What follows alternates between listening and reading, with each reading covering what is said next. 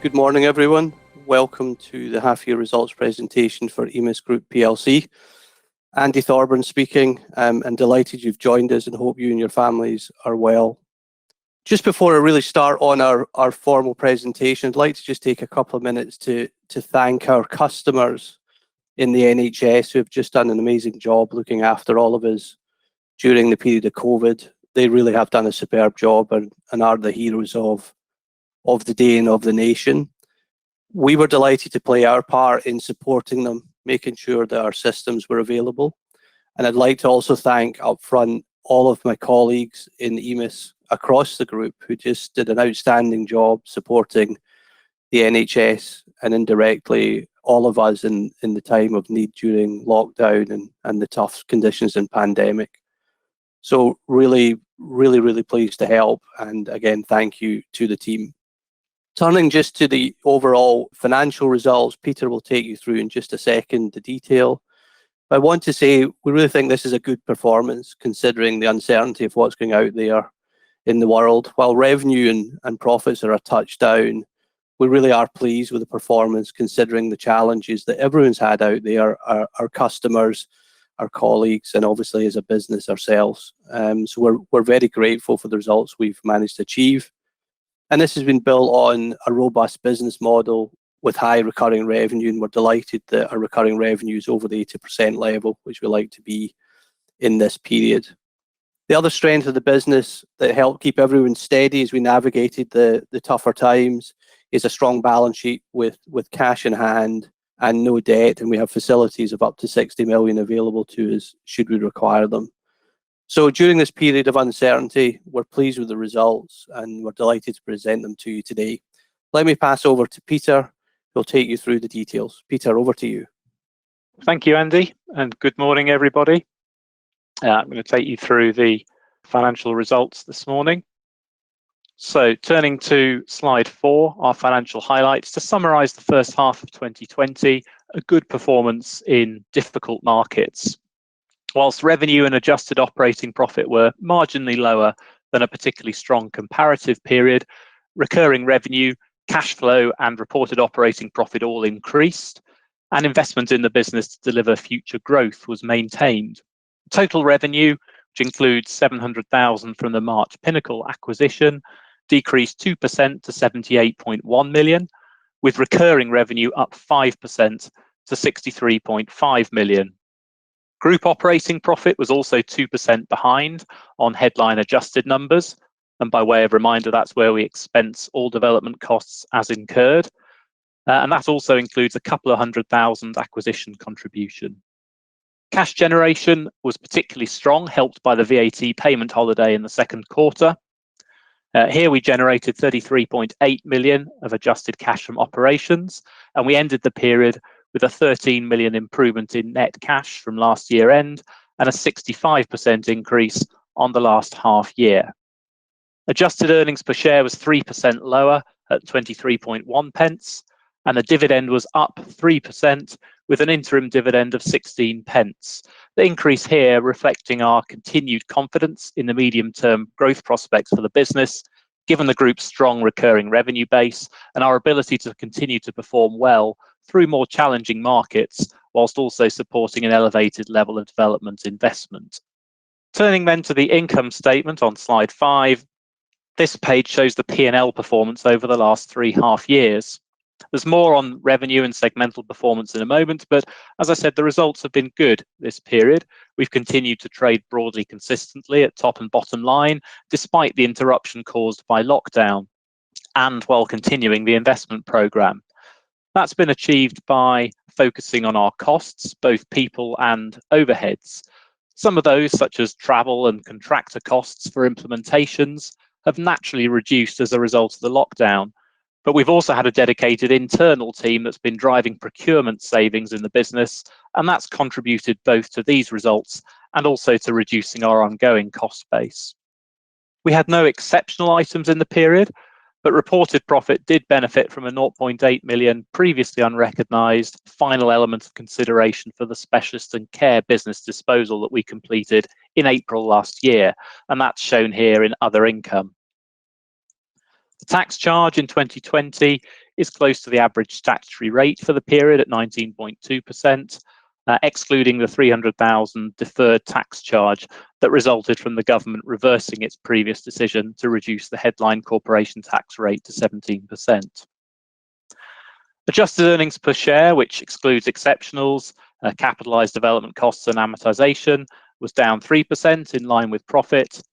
Reported earnings per share, in the absence of any exceptionals, and also noting a higher level of net development cost capitalisation, with some older products now fully amortised, that was higher than the comparative period. Looking in a bit more detail at our two business segments, in EMIS Health, the NHS-facing public sector side of our business, here revenue increased by 7%, and adjusted operating profit also improved. Revenue growth was driven in part by higher than usual hardware sales, resulting from the need for rapid deployment of mobile working solutions during lockdown. Although in the absence of the usual level of higher margin project delivery revenues, this delivered a less rich margin mix. The focus on costs nonetheless resulted in an improved profit performance overall. In the EMIS Enterprise segment, which covers largely the private sector and consumer side of what we do, markets were more subdued, particularly in community pharmacy, with the lack of footfall on the high street also having an impact on the pace of growth for the patient marketplace product.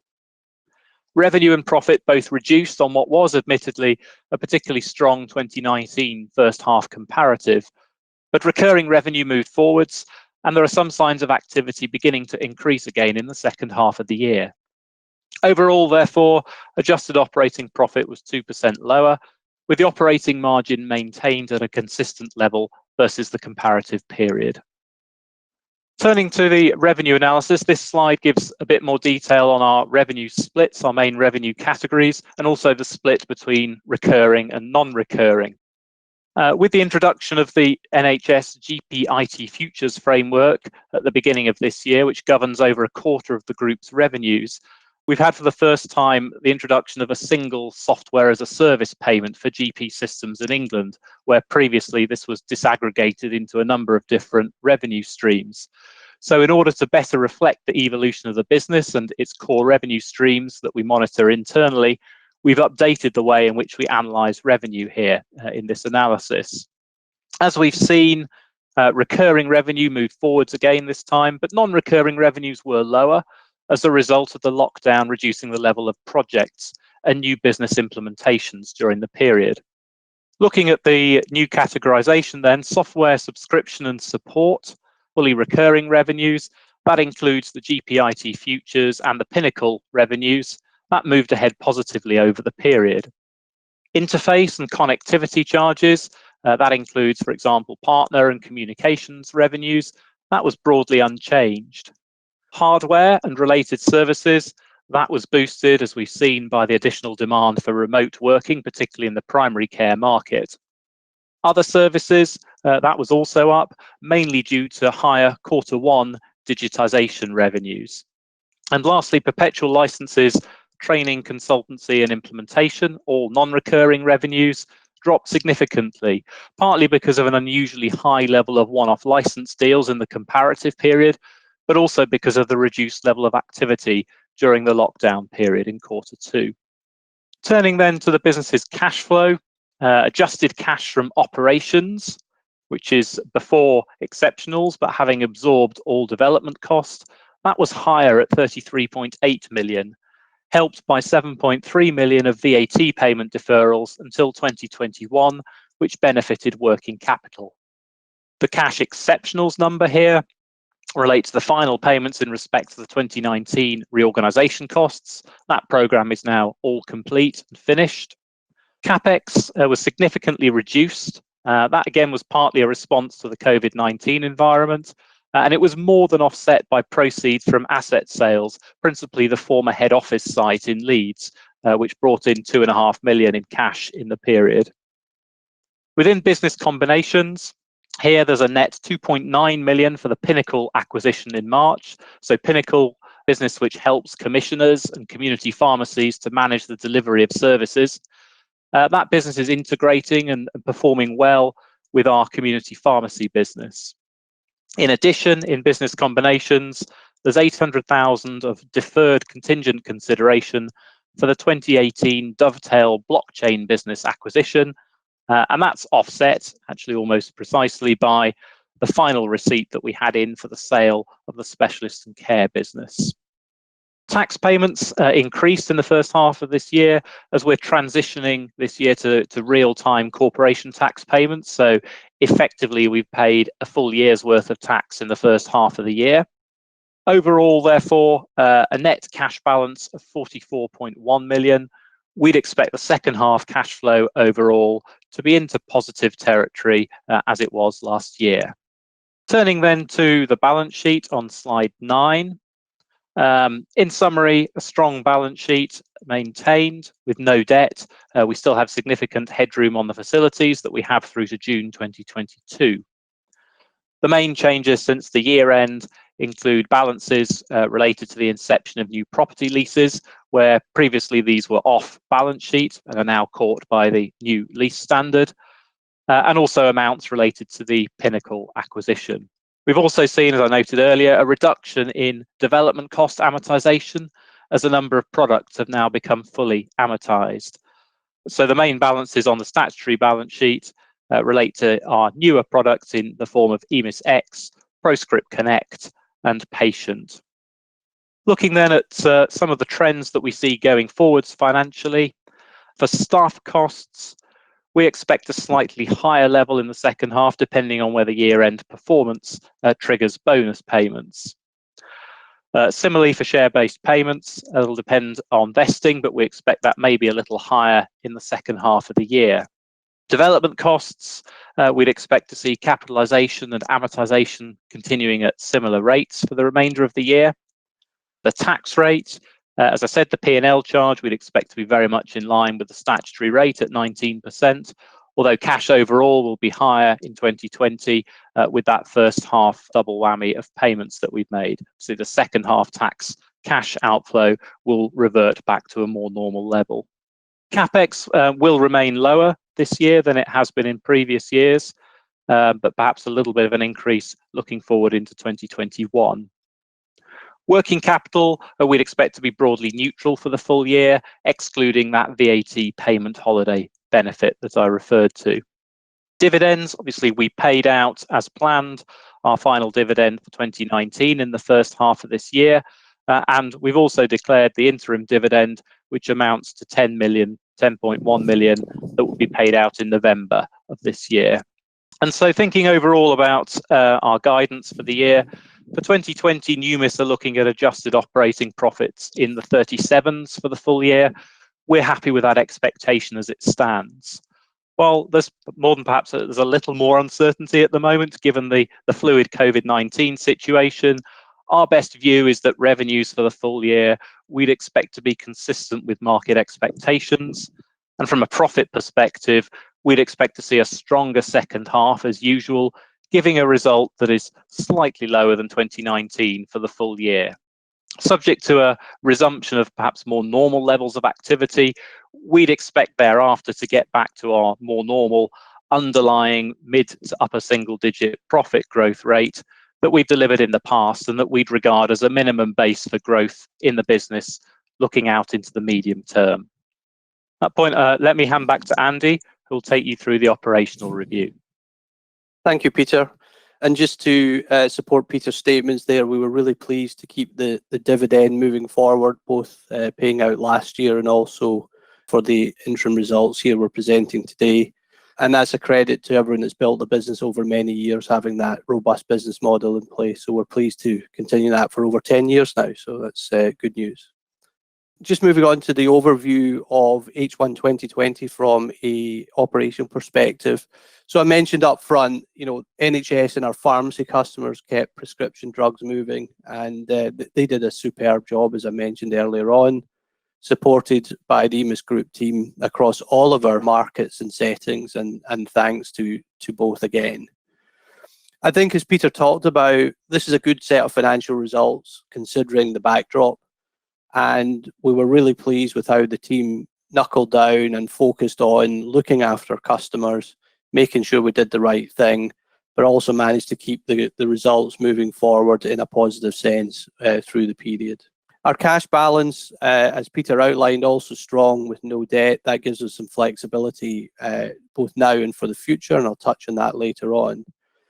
And then the thing I think was probably most pleasing from a business as usual perspective is that we kept our strategic roadmap execution going, even through the challenging times of COVID and the extra work we did for our customers, so our systems are ready to deal with this new challenge.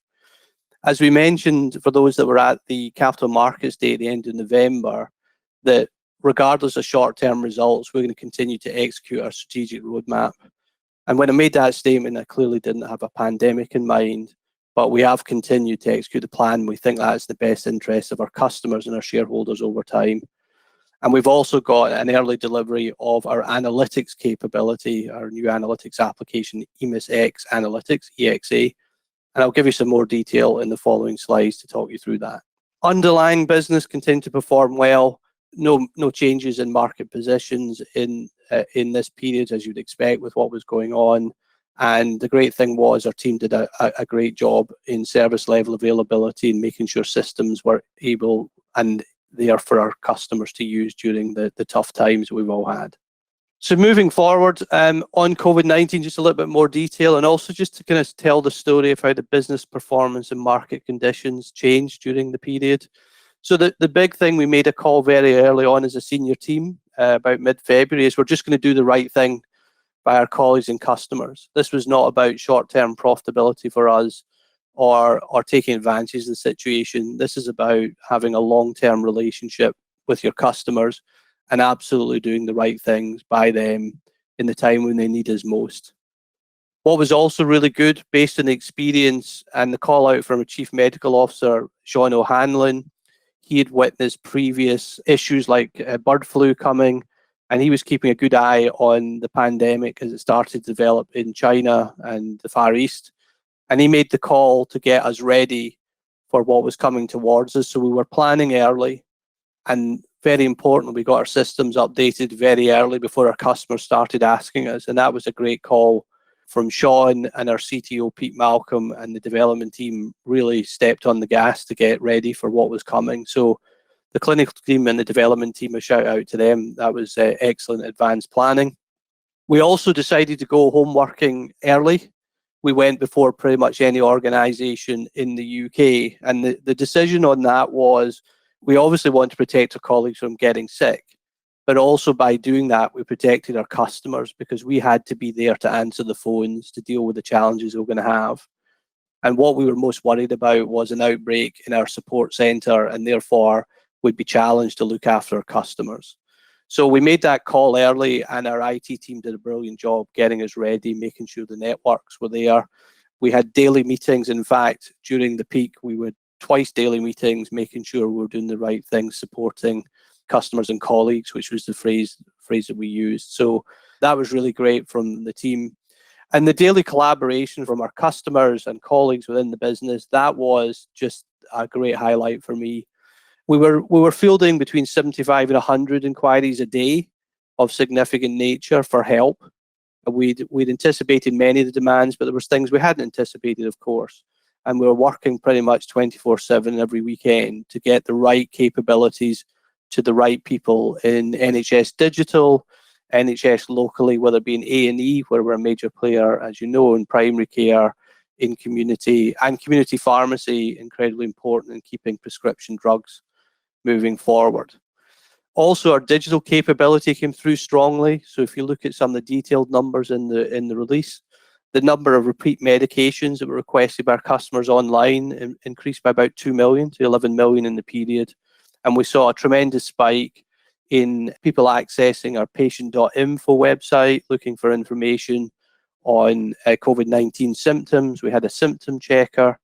And also our resident doctor, Dr. Sarah Jarvis, who appeared on television in the UK throughout the period.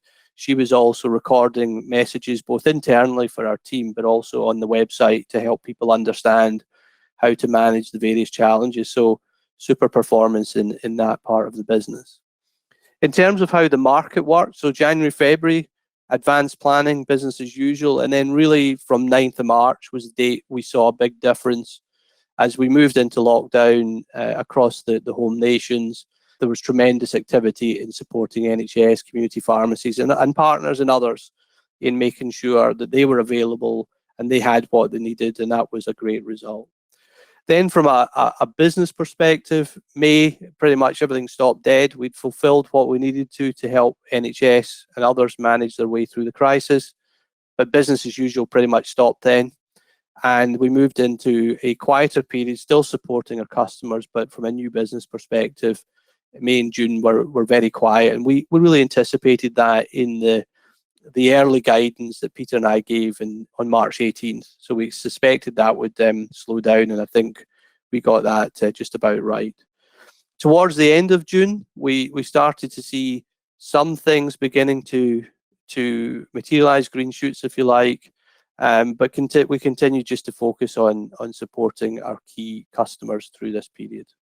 Really an update on market conditions. I'm sure it's in everyone's mind. Definitely in July and August, even though it's holiday period, we've seen more activity, not just on a COVID basis, but on other, I'd say, regular projects, as Peter mentioned. And even in these first 8-9 days in September, we've definitely seen a change where people are talking to us and working with us on projects that have been in the pipeline, but clearly and understandably went on hold through lockdown. The core business continues to perform well, and Bob Brown, our Chief Operating Officer, and the operations team have done a super job in service levels, with not a change in beat at all, with moving from being office-based to 99.9% of our staff working from home. Also, the investments we made in system upgrades following our support challenges a couple of years ago helped us. So ServiceNow, without deploying a modern system, we absolutely could not work from home to support our customers. So even though we didn't, again, anticipate a pandemic, good modern planning with good modern systems has helped us manage through that. So that was a great call from the ops team back 18 months to 21 months ago.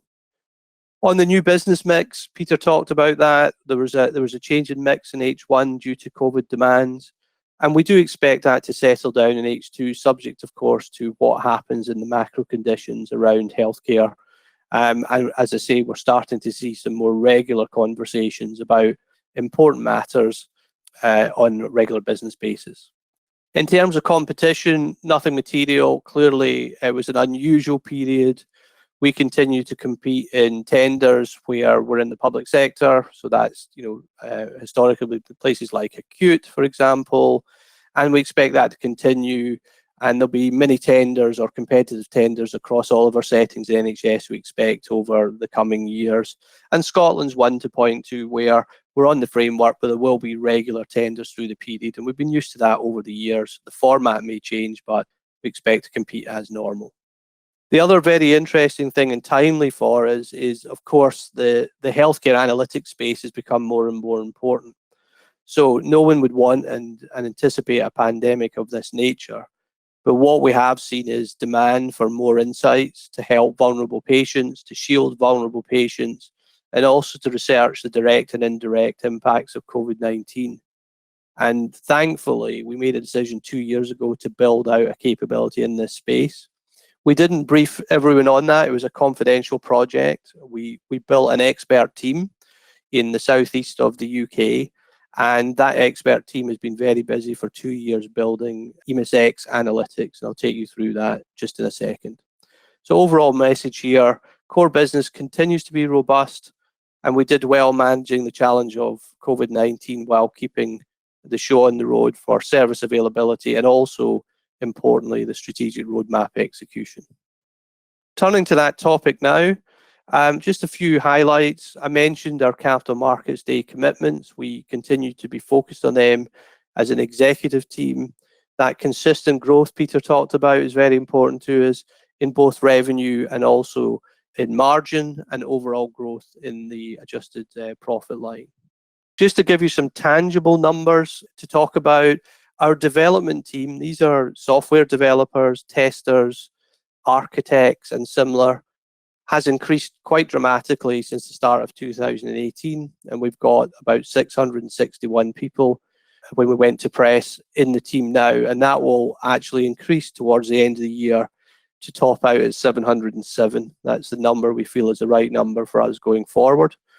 Today it represents about 39% of our headcount, and when I come into the business, our development team is around about 21% of headcount, so substantial investment, and that was part of why we had an exceptional charge last year as we changed the mix of skills in the business and brought in more people to execute on our product roadmap.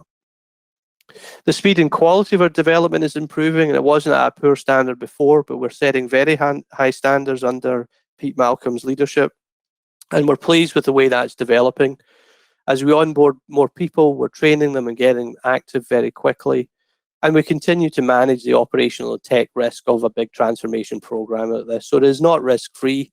I've mentioned that previously, but we have active management of that. We have active management of our risk register, and I'm pleased with the way that we're handling that as we move through the various months and years of execution.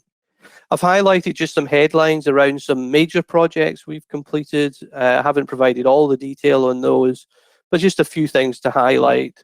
In the NHS Digital and IT Futures box, we had a number of compliance upgrade features that we had to adhere to be on the catalogue and be able to sell our solution.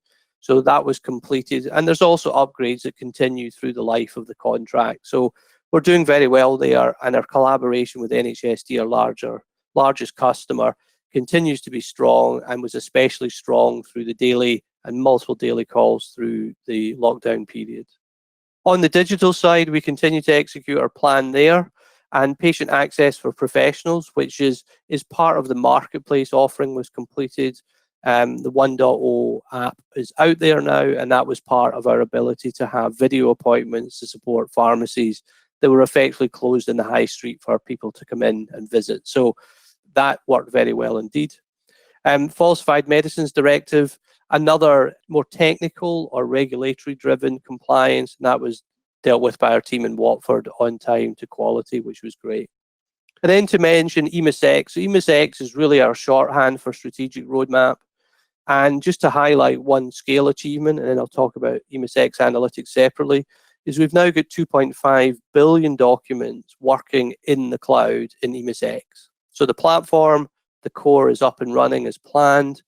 And this allows seamless access to our customers to a faster retrieval system, more efficient storage for these documents. And think of these as individual letters, perhaps to a consultant, that sit alongside your traditional patient record that the GP fills in when you're in the surgery or remotely in this time of lockdown and post-lockdown. So that's a big deliverable, impressive from the team overall. The other thing, just in terms of quality, we've got our EMIS Web 9.8 release being rolled out across our estate, and that's been to the highest quality standards and has been rolled out quicker than previously. We're pleased with progress there. Let me turn round to our first major delivery, so the 2.5 billion. I'm sure Pete would tell me that was a major delivery, but he and I are always challenging each other.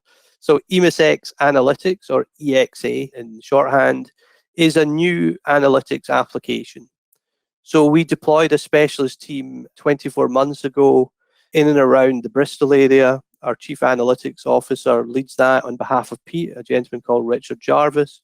And he and Pete have recruited an expert team here in the UK. And we made that decision because of data GDPR access rules to data, made it difficult to go offshore.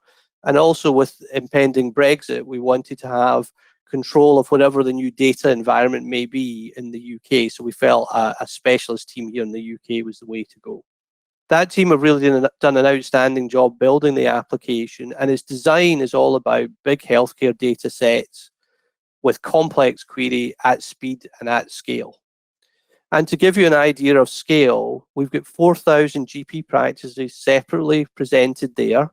This has been half of our customers. We don't own the data. We have to have approval to use it, and that's strictly controlled through GDPR and information governance rules. But those 4,000 GP practice patient records and the history we built over time means we've over 1.3 trillion healthcare data points. We believe this is the richest primary data set on the planet. And we believe it's going to provide tremendous insights in the world we all operate in today. And I'll highlight a couple of early projects we're undertaking related to COVID-19 on the next page. So this is the first major, if you like, customer delivery that can be seen. The documents is more behind the scenes. And we're really pleased not only to deliver this early, we formally launched to customers in Q4, but also the quality of what we've done and the standards have been applied here. We think this will just help our customers tremendously with new NHS insights and really providing help to improve patient outcomes with the complexity of the post-lockdown period where people have not been able to get their scanning. Perhaps they're more at risk because they haven't gone for that breast scan or such like, and this will help people identify those at risk and build them into their workflow in the GP practice. So let me just kind of highlight why we've built this and what are the use case. The first is a commitment that I made to the CEO of NHS Digital as part of our ITF bid and formal response is that we'd modernise our infrastructure to meet our commitments as part of ITF GP IT Futures. So that's a commitment we made and we fulfilled that. So we're delighted to do that. We also see the opportunity here to use the platform subject to approval by our customers for research projects. And through this period of COVID, the Secretary of State, Matt Hancock, has got special capabilities and legal approval to be able to have data pulled centrally to look at COVID-19 related projects. So therefore, for the first time, all of the data sets that we have can be used to the benefit of a single project. And I'd just like to highlight the NHS England Open Safety Project, where indeed the researchers are using EXA and the data we've assembled under the Secretary of State direction. And this is under what's called a copy notice, which is the legal authority for the researchers to access the data. And that data has been sourced from the GP practices under the legal obligations the Secretary of State has put in place because of the pandemic. So it's still early. Those are that project and the other Oxford project we highlight there with the Royal College of General Practitioners being part of that. These are now underway and the feedback we're getting is very positive, but it is early days. We're also working on pilot projects with some of our existing customers who take other data services for us on some legacy systems, and they're pleased with their initial view of what EXA will do for them, and we fully expect them to convert over time to becoming new customers on this new application. So EXA market potential, I'm sure is on your mind. We think it's good potential to grow in line with our ambitions. It's part of that upper single digit and margin improvement ambition we have from Capital Markets Day in the end of 2018. So it fits into that build of our strategic roadmap and is one that we kept quieter because of competitive conditions, but we feel it's time now to advise shareholders of the potential and show it's part of our continued high quality execution on our roadmap. Obviously, very important GDPR information governance rules to the strictest level. That responsibility sits with one of the execs on my team, Sean, but every executive on the team, our group security team, our information governance team, everyone's involved in making sure we do the right thing at the right time and don't make mistakes in this area. We see the potential to build this over the next 2 to 3 years. So it'll take a little bit of time, but we feel it'll fit in well to our ambitions in that midterm. So to summarize in Outlook, our customers did a brilliant job, first and foremost, and we were pleased to play our role in supporting them. Our cash resources and our lack of debt through this period has obviously been very beneficial for the if you like, safety and security of the overall company, for our customers and for our staff and for our shareholders. We have been building up those cash balances and we are considering further acquisitions. We bought Pinnacle, which was part of our bolt-on strategy, but we may increase our horizons to look for some larger opportunities should they come up as part of our scanning process. We're absolutely not in a rush, and we'd only do a transaction of a larger scale if we felt it really added value to shareholders and overall return. But definitely our horizons are increasing in that area. Our roadmap is highlighted and our documents in the cloud and EMIS X analytics we've just talked about briefly. These show that we're executing our plan, and they build on the previous execution in community pharmacy and also in patient. And we continue to build momentum with our extra investment in people, skills and talent in that area of our business. And we believe that provides a good future in the midterm for our shareholders, our customers, and of course the team. So the portfolio is very important to us. We want to continue to build that, and we're doing that organically with EMIS X as the shorthand, but also buying in businesses like Pinnacle I mentioned earlier, which gives us some extra capability, linking up commissioning groups with community pharmacy and other groups, and managing that process end to end with auditability. So overall, we're confident we can meet board expectations for 2020. In the last few years I've been here, I've always talked about having a clear line of sight to the end goal. And we have that again this year, which is very pleasing, especially with the backdrop. That doesn't mean it's a done deal. There's always lots of things to do. There's deals to close, projects to deliver.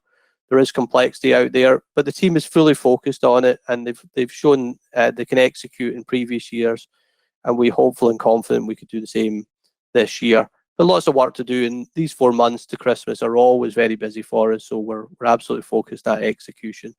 I know overall the goal is to continue to build the company, build on a recurring revenue base that's been built up over many years before I got here, and also through the last 3 years or so. And we want to continue to focus on those ambitions of higher consistent revenue growth, higher margin growth, and adjusted profit growth. Thanks everyone. As ever, really appreciate your time and interest in following the company.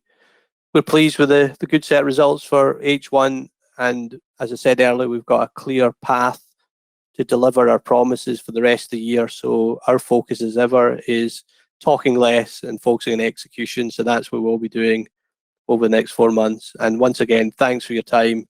Stay safe. Good to talk to you. Thanks very much.